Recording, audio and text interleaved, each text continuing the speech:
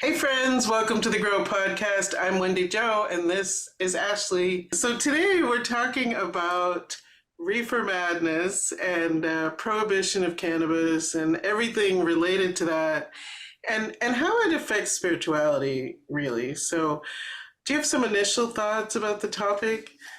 You know, I think the concept of reefer madness is so interesting to me because there was a movie back in the day. Because that's where we get the concept from, reefer madness, from the movie. And it was so well marketed where like we have been watching the same movie for decades, right? And I don't know if you've seen it recently, but they they put a lot of scare tactic into like the perception of what cannabis is. And there's this one part, and I'm not going to describe it as well. Like if you can go on YouTube and look it up, I definitely recommend like at least watching the trailer. I played it for some social workers recently and they were like, wow, like scratching their head by the end.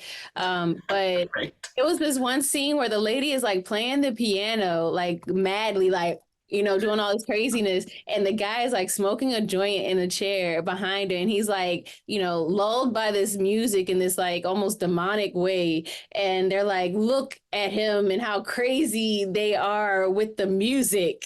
Mhm. And I'm like, with the music? Like, does that even make any sense? But I mean, they had the music, like, you know how the music escalates and it builds up and, the background, dun, dun, dun, like all of that going on. I was like, this is a lot to create fear around this product here. And I don't know. I find it very interesting. So now fast forward, here we are talking about this concept of reefer madness and,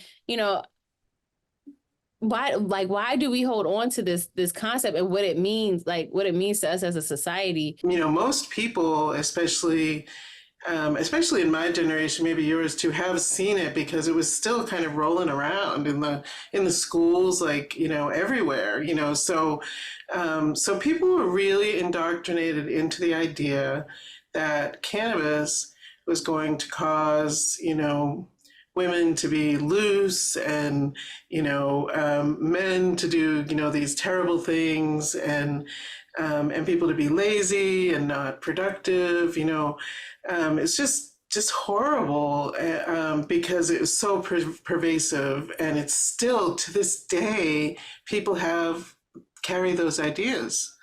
Yeah, they do. I mean, and that's where a lot of the stigma comes from. I mean, and at the end of the day, I mean, to be realistic about it, we are coming to the end of a prohibition and entering or have entered into this more regulated space. So this concept of cannabis being like normalized is very new for a lot of people, but we spent all this time in this prohibited space. But not only did we prohibit it, we scared the crap out of people about it. Right.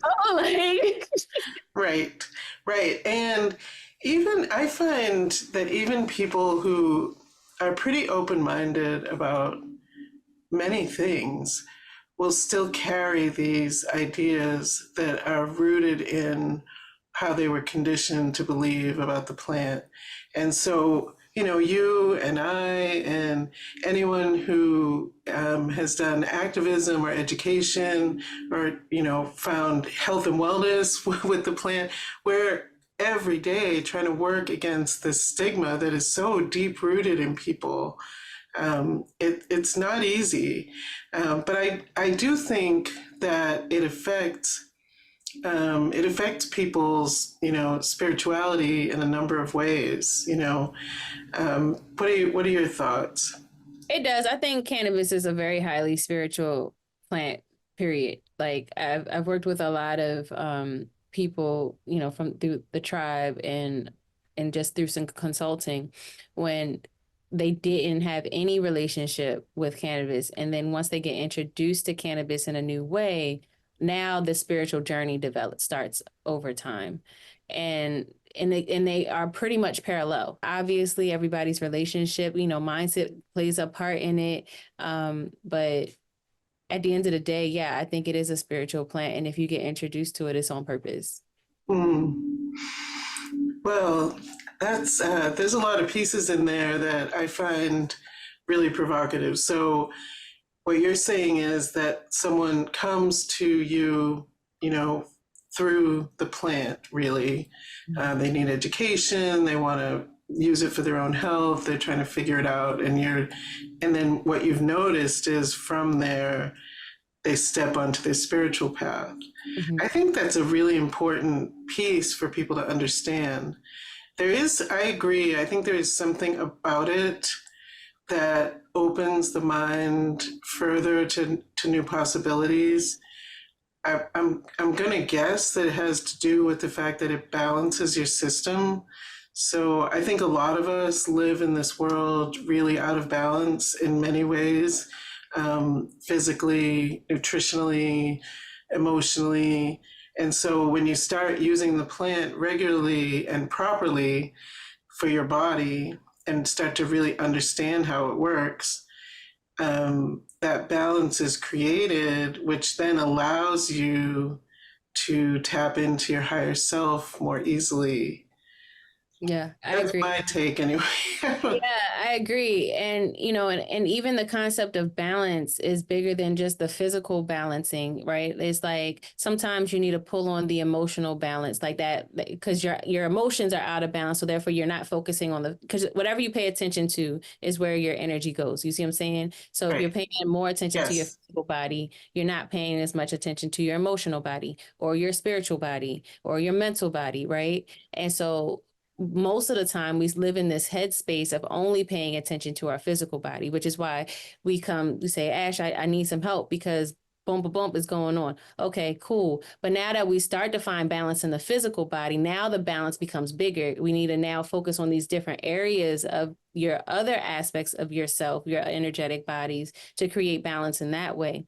Like that, it's like that push and pull concept. So now that we're not focused on this back pain right here. Now I noticed that, I'd be crying every 2 nights because that wasn't the priority before, but I realized that, my emotions are out of whack. My cycles are out of whack. I'm not paying attention. I'm not mindful about that. Or it might come up in the sense that, well, I have been seeing spirits in the middle of the night sitting over top of me and everything, but I thought I was just crazy because my back hurt.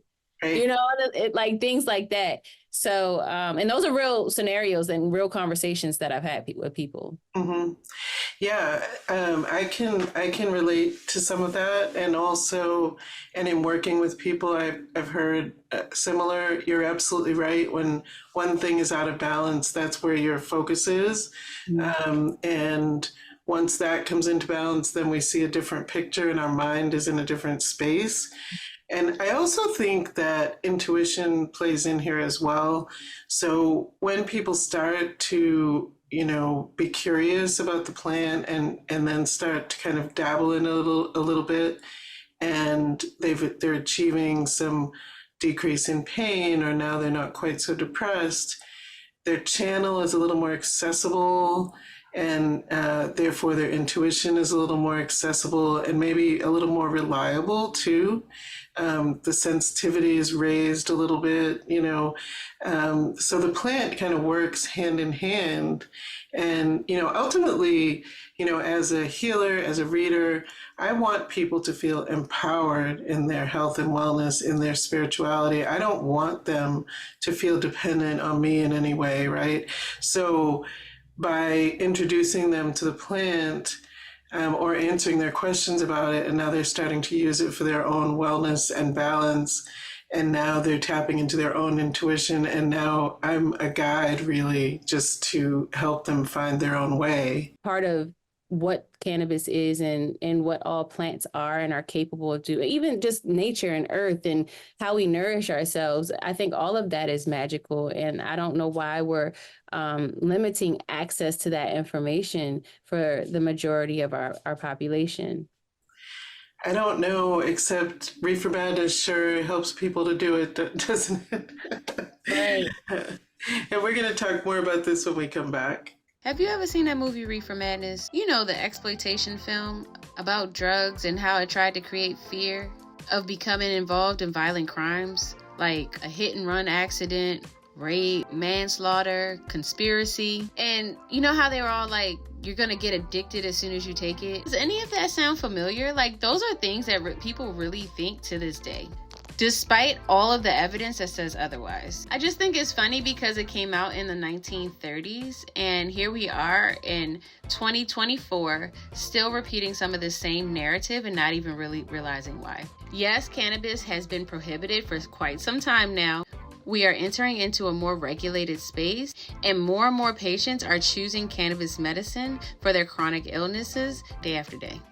Have you ever thought about consuming cannabis but was worried about smoking it or eating it? Or maybe you just want to give your lungs a break, or you had a really bad edible experience. As a healthcare professional, I am very conscious of the multiple ways of dosing your medicine. One of the ways that you can consume cannabis is through a transdermal patch. This is not often talked about. The cool thing about transdermal is that there is a 97% bioavailability to this type of consumption method. Now, the problem is finding a trusted resource to facilitate your consumption. And guess what? I found a product that I support. It's called Synergy Skinworks. It's a cannabis delivery system that works effortlessly since the medicine goes where the blood flows. Patch on, peace out. And we're back. We're talking about reefer madness, prohibition, spirituality, all together. When we were last talking, we were talking a little bit about magic and the plant. I think so. The word magic, living in the Bible Belt now, I have noticed that the word magic can make some people kind of bristle a little bit, like they associate it with something negative, and it's really curious to me because magical to me sounds really fun. Enticing. Right? It sounds like fun. It's like now the word woke is a bad thing, right? Like, well, being awake is awesome. Like what? Like it's great. Like what are you talking about? That's a whole nother topic. But I think I'm glad you pointed that out and talked about it a little further, because I think that again is another word that people don't associate with a good thing, just like the word cannabis, or really marijuana is the one that most people will use, which is such a racial slur really, and should never be used. Yeah. People are often shocked by that fact. They're like, why do you always say cannabis, cannabis? And I tell them that, and they're like, oh, okay. And so now they start tripping on their words. They're like, well, should I say it anymore? Kind of thing. But yeah, I it's just funny how just words can give us such a big emotional response. Without even knowing what I'm going to say about magic and or cannabis, like people are already ready to clutch their pearls, and that clutching, that metaphor for the clutching is based in fear. We're scared of having a conversation about this one concept or this one word, and the reasoning for that fear is all based in lies. Right. And that really, I think that's why it really goes right through me. Like, so I'm a Leo, right? I'm really concerned with justice and fairness. Mm-hmm. And so, yeah, the fact that it's based on lies and that people still go to that as an excuse for whatever it is they're trying to say to me about it, whether it's not to talk about it in a particular venue, or whether it's, to limit the conversation. It happens even when I'm providing healthcare services, because, I'm known for my own story and providing cannabis education in many places, and yet I'll be asked not to talk about something that saved my own life and that is near and dear to me, and I just and that request is because of the person's perception, which is based mostly or completely in lies. Yeah. It comes from such a negative place and hard for me to really fully understand. It sometimes really gets me upset. Yeah, I mean, yeah, part of it, yeah. So part of it, the baseline of it is the lie, but then some people have like really strong personal experiences. Mhm. And so I hear a lot of times like, when you eat too much of an edible, you end up under the table and can't hear anything, those kind of stories. But the problem isn't really the plant. The problem is your ignorance and your consumption of the plant at that point, right? Mhm. Um, there are also these conversations with like older family members when you was a child and your parents the parents or your parents had siblings maybe or parents maybe that consumed it, but maybe they also did other drugs, but they only talked about the marijuana, the cannabis aspect of it. And so in your mind you associate this family member who did these crazy things that you really don't understand with the drug itself, and without getting any clarity on the concept, or you don't know why or what or how. In that, I want to talk a little bit about the issue of surrounding sobriety, Oh, okay. because I do know that I've met many people who are part of different sober groups where they're told that if they're using cannabis, they're not sober.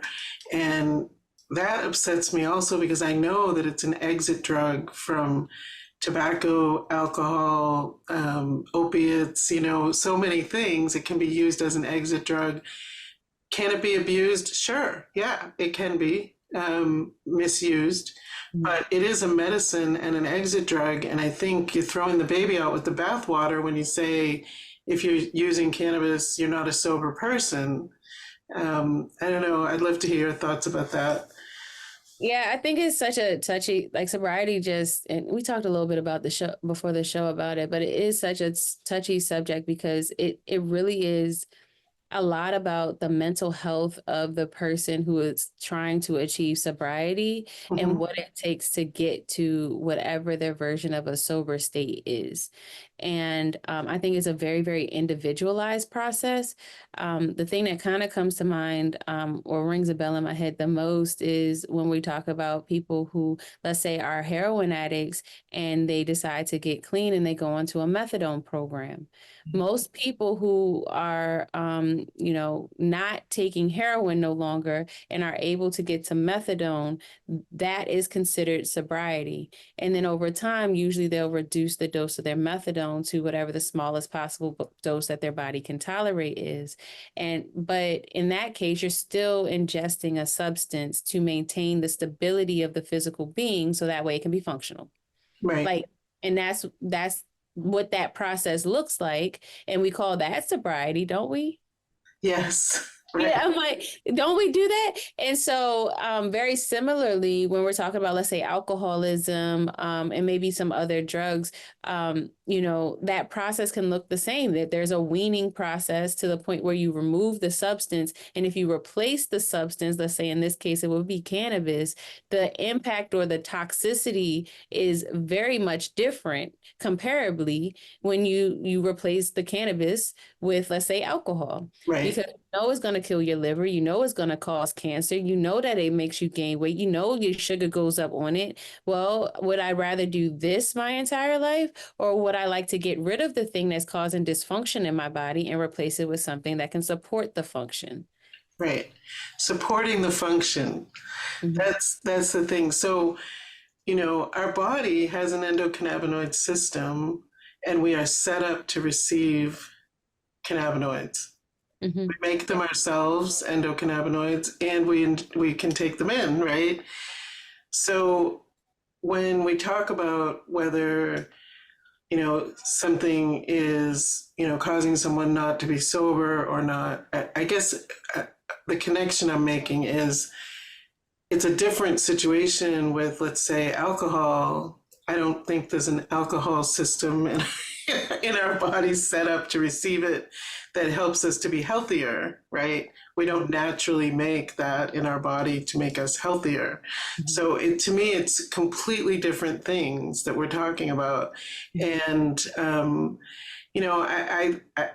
just think that again, we're throwing out the baby with the bathwater when we just lump it into a category and say, when you use it, you're not sober. When you don't, or when you don't use it, you're sober, when it's actually a medicine that our body is set up to use.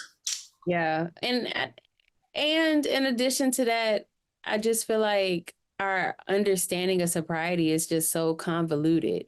You know what I mean? Like it's like almost like how we be like, are you a good girl? You know, Mm-hmm. like what is a good girl? Who is that? What does she look like? What does she do?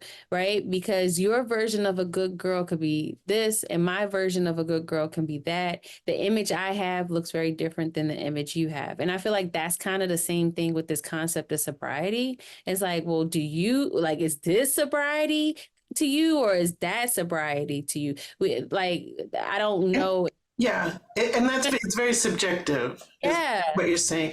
And so if you think about that whole idea, right, how subjective that is, then how can everyone fit into the same mold when you're trying to create a so-called sober person? When you're trying to be sober, you have to look at what your body needs for your own health, what your conditions are, what type of foods you need, and what types of medicines you need. And everybody cannot be exactly the same, No, it so is though. Nobody's exactly the same. And I think that's my point is that like every scenario that I've thrown out here is just one scenario out of millions and right. millions, and everybody responds to the world differently. I mean, even if you wanted to talk about sobriety, not having sugar in your diet, right? Because that is a drug to our bodies. It causes our body to shift and change, It right? does, and it's so much more addictive. They say it's like 100,000 times more addictive than cocaine or something crazy. Right. Yeah. Right. All of us start putting things into our body before we even have a choice in what goes into our body, whether it's media, whether it's food preference, all of those things, those are defined for us. And so until we gather the consciousness and the intuitive, awareness to be able to make choices based in spirit or to be spiritually guided, that's when we can start making the choices. Okay, I'm going to take this out. Okay, I'm going to add this in, because there are a lot of things that we probably should be putting in our bodies that we don't. How many people are omega-3 deficient? Mm-hmm. Right, right, right. I think, again, it's like, so I think frequently when people are trying to give something up, and it may be something that they really should be giving up, right? They seek, others to gain some community and guidance and support, but in that, sometimes the individual is lost, and that is a really important piece, finding your own individual way, your own connection to whatever your higher power is, whatever your God is, and following what you need can be lost because of that desire to conform and be part of community and do what everyone else is doing. So I think that is a really important point. And we will be right back. Hey there, Wendy Love Edge here. I'm so excited because I have Edge Coaching and Consulting LLC, where I've brought together all of my education and experiences so that I can help you have the life that you want. I'm an intuitive life coach, Osho Zen card reader. I perform brain spotting services to help heal trauma, inner child work, Reiki, and so much more. So if you're interested, check it out, edgecoachingandconsulting.com, and you can book your services right on the website. Have you heard of the Cannabis Nursing School? It's a place where cannabis nursing, entrepreneurship, and spirituality meet. The High Align Tribe is waiting for you, and it's so easy to find. CannabisNursingSchool.com. And we're back. We're talking about Reefer Madness and spirituality today. We kind of have navigated through talking a little bit about spirituality, about sobriety, about the idea and the concept that we've all been brainwashed and lied to about a plant. Right. um, I think, the question is, where do we go from here, right? How do we, you wrote a book called Stigmatized. That's, I think, an important read for people. And, thank you for that, because I think this is a big thing that we need to move forward from as a people. This plant was taken away from us very purposefully because of greed and bigotry. And, the pharmaceutical companies as we know them today would not exist if they hadn't made a concerted effort to take the hemp plant and the cannabis plant, the whole family of plants, away from us, because it provided, clothing, food, paper, everything we need, right? From one plant. And that wasn't going to make people become millionaires, billionaires, whatever. We have to look at the whole picture and consider that, and really the spiritual part of it is also an important piece, because spirit created everything, right? Ultimately, I believe. I do believe in evolution. I'm not saying I don't. I have to clarify. Evolution and science, for sure. But I think ultimately it was all, created here for us. And why are we, delineating and taking things away? We have to look at what's under that. Yeah. And I think what's under it is your original point about just a stigma. We have so many stigmas in our culture and in our society that we don't even decide to turn over the rock on. And it spans from cannabis, it spans to spirituality, what magic is, femininity and what being a woman is, race and what that actually means. Like, we have all these misconceptions about what they mean to us, how we perceive them, how we address them, how we feel about them. And instead of us approaching them with open conversation, I mean, some of us pretend like we're having open conversation, and we're actually really not. We're blocking ourselves with our own fears. But, being able to have real open dialogue, which I think is one of the beautiful things about this podcast, is to be able to converge our thoughts around, or perceptions around, what we believe and what we understand about the world, and how can we make that a new reality for each other at the same time. And so, I think anything that's based in fear should be examined. Mhm. And where can we find the love?